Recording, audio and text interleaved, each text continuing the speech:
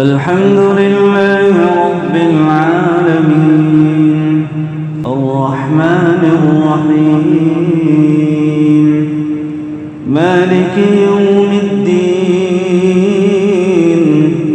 إياك نعبد وإياك نستعين اهدنا الصراط المستقيم صراط الذين أنعمت عليهم غير المغضوب عليهم ولا الضالين آمين.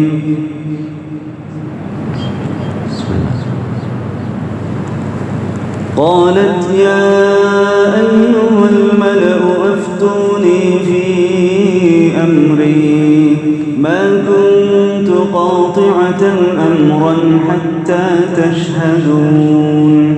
قالوا نحن أولو قوة وأولو بأس شديد والأمر إليك فانظري ماذا تأمرين. قالت إن الملوك إذا دخلوا قرية أفسدوها وجعلوا أعزة أهلها أذلة وكذلك يفعلون. وإني مرسلة إليهم بهدية فناظرة بما يرجع المرسلون.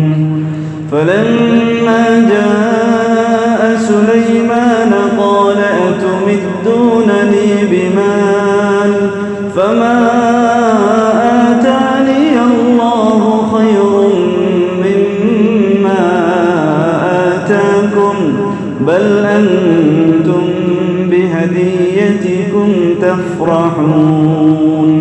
ارجع إليهم فلنأتينهم بجنود لا قبل لهم بها